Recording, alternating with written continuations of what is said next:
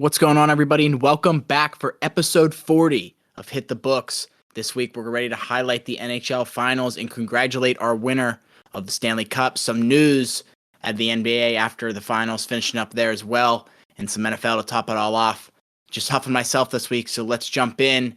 But I just wanted to say a huge shout out to Huff and Mackie, my boys. 40 episodes, well over 40 weeks of work. We're working on stuff. Stay tuned. We got lots of new segments and things coming up. We're excited to share with you in the next few weeks. But without further ado, Huff, what's happening, my man? Yeah, not much going on, as you said, episode 40. Happy to be back. Crazy to think we've been doing this for, like you said, 40 episodes in. Obviously, that's who knows how long. We started last September in the NFL season. Now we're chugging through, obviously, just finishing up the Stanley Cup Finals. As we look ahead to the rest of the summer and ahead, we'll see what else we have planned. But like you said, a lot of stuff planned for the rest of the summer. We'll get into that next week. But as far as that, let's get right into the sports talk. Big week this past week, as you said, Stanley Cup champs. Let's get into that first. Yes, sir. Let's jump into the NHL. Colorado Avalanche meet their mark as the sportsbooks and many others predicted all season long. In the preseason, coming into the playoffs, everybody, had them the best odds and such. Winning the Stanley Cup, Lord Stanley this year. Overly incredible performance by both clubs, to say the least. I mean, you can't be upset with this. Cale Makar is the proud winner of yet another piece of hardware for this man winning the Conn Smythe this year. He's the first player in history to win the Hobey Baker, the Calder Trophy, Norris Trophy, Conn Smythe, and the Stanley Cup. So very impressive tenure by him so far, being just 23 years old. Very impressive by the Avs this year. What do you think, Huff? Yeah, like you said, obviously this was a team that a lot of people had as the betting favorite most of the season to win the Stanley Cup, but that's to no discount to how hard it is to actually fulfill that achievement and end up actually winning it. But congratulations, like you said, to the Avalanche and obviously the Conn Smythe winner, Cale Makar, the true leader of this team. McKinnon and Landeskog, that core was honestly pretty cool to see them win the cup. Obviously, past couple weeks I've been on here making it pretty vocal that I was rooting for Tampa, or made it seem like I was rooting for Tampa to win the cup there. I more was just betting on them a lot because they had a lot of value at the plus money in certain situations. Obviously, winning the two games, I'm not really sure how the record went. I didn't end up betting the last game, so tough situation for Tampa. Obviously, a banged up team. Kucherov not being at 100%, and obviously the Braden Point situation throughout the latter half of the playoffs for Tampa Bay. That's not to make any excuses for them, but hell of a run by Colorado. This team looked super dominant. Obviously, first round sweep, second round 6 games, sweep the Oilers in the Western Conference Finals, and then end up defeating the defending back-to-back Stanley Cup champion Tampa Bay Lightning in the Stanley Cup Finals. Hell of a run, losing 4 games throughout the entire playoffs, 16-4. It was unreal. On a hell of a run, honestly. It was really cool to see McKinnon get a cup. Obviously, we're two Pittsburgh guys, so I'm gonna definitely what stood out to me was the post-game interview. The first thing that McKinnon said was whenever Cogliano skated over to him saying 87, 87, and McKinnon starts talking about how his hotel room the night before when they checked him was 1787, and obviously him being a really close friend of Sid and someone that works out with Sydney, he said he felt that was a sign that they were going to get the job done. So shout Yeah, out to there was Sid. also an article or something that came out that McKinnon called Sid, just to chat and stuff like that. Late night, someone somehow found out about it or something. I remember hearing about That's pretty that sweet. I a couple, didn't couple read games, that. couple I didn't games see ago. that. Yeah, That so is pretty sweet. pretty cool friendship they got there. I was gonna say the age difference is pretty large. Like I don't know if they ever. Obviously, they played Team Canada throughout their NHL careers together, but when they were growing up, I knew they grew up in the same area. But I know McKinnon works a lot of Sydney's camps back home, so the connection that those two have off the ice is obviously bigger than hockey. So to see him reach out to Sid shows that they have definitely a special connection.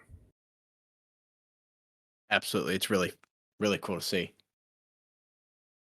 Yeah, I was really happy for McKinnon. Like I said, back to my point about how I said I was just betting on Tampa because they had so much value. But I honestly said once the Penguins lost, I really just wanted to see McKinnon get a cup. Yeah, honestly, I didn't want to see the Tampa Bay three-peat. I'm happy. I agree with you. The odds were there. They were the right pick in a couple of the games, and we made some money on them, but I didn't want to see him three-peat as a Pittsburgh fan. Yeah, and obviously us ending the playoffs on quite a nice little run. I know we didn't have too many picks in the cup as some of us were in disagreement on some of the picks, and if we don't all love a pick, we don't give one out. So NHL playoffs, we ended 29-20, positive 7.79 units. All you got to do is be following the Instagram, following the Twitter, following on these picks. Obviously, we were pretty hot in the NHL playoffs starting off. I think at one point we were up to 18, so we cooled off in the conference finals rounds, but still up 7.79 units, free picks. Just hanging out with the boys on the podcast, giving out picks. Cool, obviously, that those are all picks that we're all in agreement of, but it's just good to know that the picks that we are giving out lately have been hitting. Obviously, a different format when we were doing it for the NFL season. If we got into more of the individual cards, we would just take whatever we liked individually. But obviously, hell of a run in the playoffs, 7.5 units, something like that. But it's a quick peek over to the NBA playoffs. Had a pretty nice little run in the NBA playoffs as well, going 15-12, positive 2.65 units. You put that together, that's 10.44 units. So hell of a run for us in the playoffs. Can't complain. Really happy about it. Really excited for the NFL season come fall. It's going to be a good time. I got another note about the NHL Finals here. Corey Perry becomes the first player in history to lose 3 straight Stanley Cup Finals with 3 different teams. The Stars in 2020, Habs in 2021, and the Tampa Bay Lightning in 2022. Yeah, it's just a crazy run for him, obviously, the past 3 years. Losing to Tampa in back-to-back years, and he's like, all right, I got to join this team. And losing in the final in 6 games, just tough situation for him. But he does have one with Anaheim earlier on in his career when he was younger. But yeah, that's a tough situation to lose 3 straight years, go that far, and have nothing to show for it. Crazy. Honestly, I can't believe it. I saw it and I was like, really? Kind Something of to knew think that about. was coming. Obviously, like I said, at certain points of the season, I thought Tampa was going to win the cup. Obviously, they got there. It was a hell of a choice. You could have picked, Right. 29 other teams that didn't make the cup. But he had a pretty good choice to go win it again. Obviously, losing in the cup, but I don't know. I just think that's pretty impressive. 3 different teams, Dallas, and then he just gets traded to Montreal. Montreal goes on a hell of a run last year Yeah, in the bubble. huge. Comes out of that Canadian bracket, beats. Was it at the Avalanche or Vegas? They beat. It was Vegas. It was It was Vegas. Vegas. I mean, same Beat. thing with Tampa. They came out, they were doing crappy at the beginning of the year, and then they came out on a bad burst here coming at Yeah, the end of the year, and they took care of business. yeah. I mean, the better teams win come playoffs, and last year, obviously, the way that the brackets were set up with the Canadian bracket, it was kind of set for one of the Canadian teams to make it to a conference finals, which that literally was how the bracket was set up. But obviously, this year we had that again. So the NHL is starting to get their market back up with the Canadian teams starting to have more success. Obviously, last year with the Canadians with Corey Perry, and then this year the Edmonton Oilers, despite getting swept, still making it to the Western Conference Finals. So, but yeah, hell of a 3-year run by Corey Perry. You gotta think this guy's thinking retirement here soon, right? You have to be thinking that if you're in his You can't position, go I out think. on 3 years in a row at this point. I feel like he's just gonna go to some team, make like 10 million or 6 million. He's not that good anymore. He's gonna make like 5-6 million and lose in the first round of the playoffs. And then he's gonna call it a career. Exactly. You just can't go out 3 years in a row. What if he It's makes it 4? terrible. What if he makes it 4? That would be. Oh. Imagine he goes to the Oilers. They go to the Cup next year and lose. Oh, you're saying that now. We're clipping that. It'd be crazy. One last point out of the NHL. Gabriel Landeskog showed up at Eric Johnson's hotel room at the JW Marriott, completely naked at 2 a.m. with the cup. I think he's a wonderful captain. I think that's the most captainly move you can make.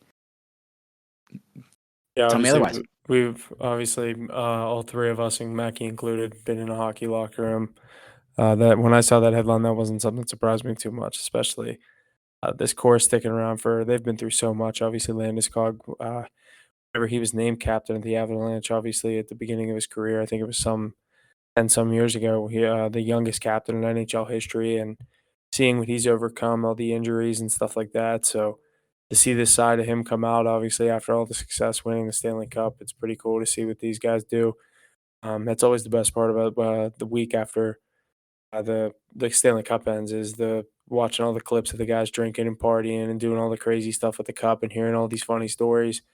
You look back a couple years like Ovechkin with the fountain, and he said he just kept drinking for so many days straight. And you hear all these stories of these guys that they worked their ass off all season long, and just you know what I mean, be able to see them in front of the camera, just not really care as much, and they're like, "I won the cup. I don't care. You can't tell me anything else." So these guys put in the work when needed, but obviously they're deserving of everything that they do in the off season, and especially when you win the Stanley Cup. I mean, I just love all the stories that come out this week, and obviously as we come into the parade's tomorrow, so we're gonna be hearing some stuff tomorrow. Thursday is the parade. Yeah, there's gonna be a lot of good stuff out of that parade. I wonder if they're gonna dent the cup again at the parade, just for fun. I think they fixed it. I think they'll fix it Oh, for the parade. they absolutely fix it. Yeah, I think I think I don't know that for sure. I think I saw something on Twitter. I think the plan was to fix it before the parade. Or get the second one out, probably. Guess we'll have to see. We'll see. Hell of a run by the Avalanche. Yeah. Big Rig goes out 3 straight cups. Couldn't do number 4, but still, that's crazy that he three-peated with the Blues. He did the reverse Corey Perry. What about like Jack Johnson? Yeah, he finally gets a cup. Like what? Like laying hits, like That actually dude making plays, like that dude has a hell of a story throughout his career too, and yeah, big time. obviously to see the success that I mean, just anytime these guys win Stanley Cups, it's insane. So, I mean, it's a guy's dream since he was 6 years old and picked up a hockey stick. So, you see these guys, sometimes it takes 15 years throughout a career. Some guys are younger, but obviously, in like guys like Eric Johnson's case, he's been with that team for 15 plus years, and the first time he's ever sniffed the Stanley Cup final. And obviously, what it means to a guy like that that's been there for so long is, you can't even imagine it unless you're in that position. All right, good stuff. Let's transition over to the NBA. San Antonio Spurs trade guard DeJounte Murray to the Atlanta Hawks in exchange for Danilo Gallinari. Yeah, sorry, I just couldn't read it. Yeah. Gallinari, 3 first-round picks and a draft swap. Obviously, a lot of NBA news coming out today with some of the free agency stuff coming out. A lot of guys opting in and out. It's being one of the first big trades that we're going to see. Not really sure why the Hawks went out and got and spent so much on another big name guard. Obviously, they have Trey Young and Bogdanovich and Herter. I mean, obviously, some of those guys aren't too big of names, but I don't know. I just feel like the Hawks are in need of a true big man, but they go out and get a guy like DeJounte Murray who can ball and help this team. A young team in Atlanta. It's going to be very interesting to see a new duo of him and Trey Young, 2 guards. But DeJounte Murray, hell of a player. Trey Young, hell of a player. So it's going to be exciting to see what they can do. And the Spurs just doing what the Spurs do, sending out a superstar and bringing back a hell of a haul of draft picks. 3 first-round picks, absolutely. I mean, unless Atlanta does something in the immediate future, the Spurs, I mean, robbed them for this trade, in my opinion. 3 first-round picks, draft swap, and I mean, Gallinari's no scrub, but this one's all about the draft picks coming back, Antonio. I'm a DeJounte Murray fan. That's no discount to him. I think it's a good move for Atlanta, but I just don't think that he is worth 3 first-round picks, and I just don't understand why the price was so high, but still a hell of a player coming back to Atlanta. Good stuff. And with that, we got some players declining some options here. The 76ers star guard James Harden has declined his $47.3 million option and has become a free agent, as well as Washington Wizards guard Bradley Beal has declined his $36.4 million option, is also a free agent at the moment. Where are these guys going, Huff? A couple of the locations that I'm hearing around.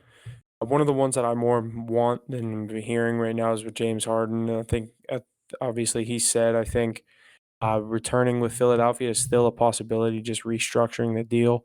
I don't know how much more money you need than $47 million to come back to a team, but it said it's not necessarily out of the picture for him to rework a deal with the 76ers. But one team that I'd like him to go to is Miami. I think that'd be a great fit for him.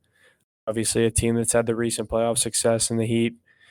Jimmy Butler, Bam Adebayo, Oladipo. I think he would fit in really well with that team. So, and young shooters coming off the bench. I think a veteran guy like Harden to come in there, tote the rock around would be a great position for both him as a player and them as a team. So that'd be one place I'm looking for James Harden to go to. As far as Bradley Beal, I'd like to see him end up in a Laker uniform in the purple and gold with LeBron and Anthony Davis. This has kind of been something that's been in talks for the past couple years, trying to get him off of the Wizards and into the purple and gold. It's kind of been put on the wayside the past couple years. This his contract situation with the Wizards has been kind of tough the past couple of years. They didn't know if they would trade him, cut him with the money.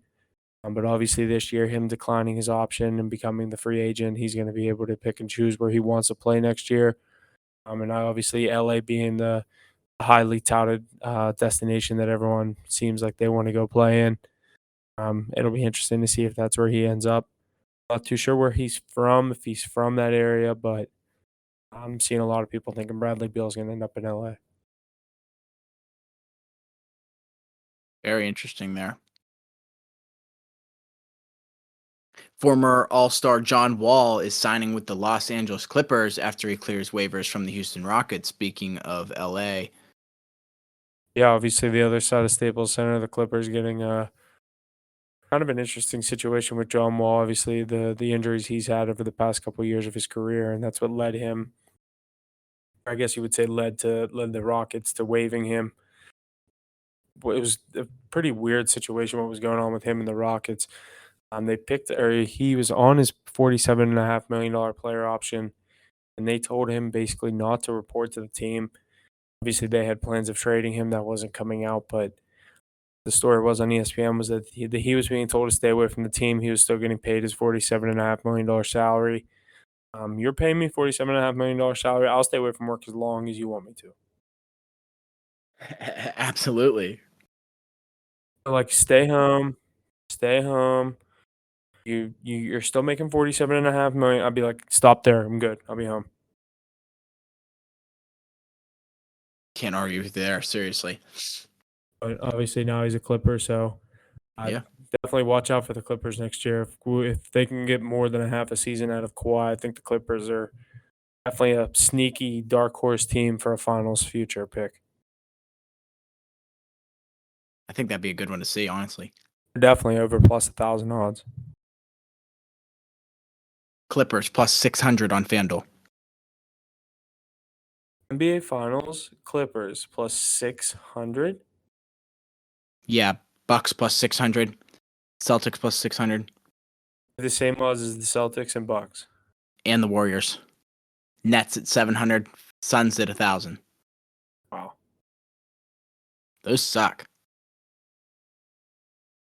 MGM has the Warriors at plus 500, the Clippers at plus 600, Celtics at plus 650, Bucks at 700, Nets at 850. A little better. That's crazy, though. Yeah, that is Interesting. crazy. They're not very good.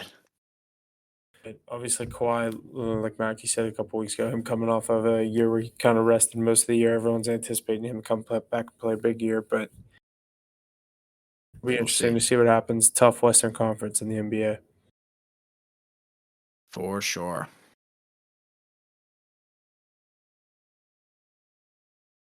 The big news coming out of the NFL this week, obviously Washington Commanders wide receiver Terry McLaurin agrees to a 3-year, $71 million deal to stay in Washington. Obviously, that's a pretty nice team-friendly deal as well as player-friendly deal. If he feels like this is kind of a betting on myself, see what happens after 3 years. Pretty serious money over those 3 years, 20-some million a year. And with that, I saw someone, Field Yates, put on Twitter, wide receiver deals that have happened this offseason include some pretty big money being thrown around for some wide receivers here. A couple of the deals, just to name a few. Devontae Adams with the Raiders, 5 years, $142 million. Tyreek Hill with Miami Dolphins, 4 years, $120 million. A.J. Brown with the Philadelphia Eagles, 4 years, $100 million. Stephon Diggs, 4 years, $96 million. Cooper Kupp, 3 years, $80 million. Terry McLaurin, 3 years, $71 million.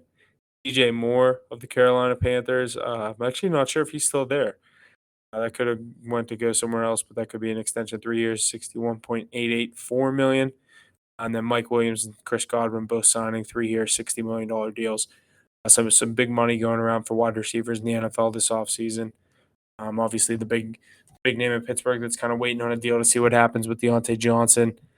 It'll be interesting to see what goes down there. Obviously, if the Steelers end up pulling the trigger on a deal right now, I feel like it's going to be pretty expensive as these wide receiver deals just keep continuing going up and up and up. And the one of the big name wide receiver, I guess you shouldn't say big name, one of the big wide receiver contracts of the summer that was not on that list was the big Christian Kirk deal with the Jaguars. And that's kind of what everyone's pointing to with the Deontay Johnson thing, is that he wasn't a Pro Bowler and Deontay Johnson was, so he deserves that kind of money.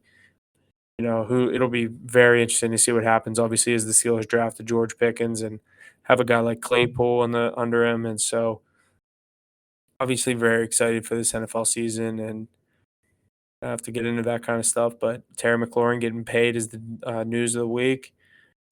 Pretty glad that shouldn't say I'm pretty glad. I'm pretty glad. I am glad that he ended up getting that deal done. Is going to end up being on the field this season. Yeah, that is exciting stuff. I'm very excited for the NFL season. I actually can't wait now that NBA and the NFL, or Yeah, excuse me, NBA especially now and the that NHL are done. hockey and I like baseball, but I need football. Yeah, baseball doesn't do it for me. I think that's going to do it here for us this week. A little bit of a shorter episode. Obviously, as you know, Mackie was not here. Me and Jesse kind of putting together a quick little episode to recap the Stanley Cup final. Next week, when Mackie is back, we're going to get into kind of how this podcast is going to move forward, looking ahead to the NFL season, a lot of off-season NFL talk. Still going to stick to some of the MLB stuff as we do have live sports going on, but with us three, not the biggest MLB guys. I know my fair share, play my fantasy baseball, but as far as most of the offseason, we're going to be looking ahead. We'll kind of get into that stuff next week with Mackie back. As far as that, stay tuned to the Instagram, Twitter, TikTok. Got to get that back rolling, but make sure you're subscribed on everything, resubscribing. Thanks for listening. 40 episodes in. Couldn't do it without all the listeners, fans, followers. So another weekend. Can't wait to see you guys next week. Thanks for listening. We'll see you then.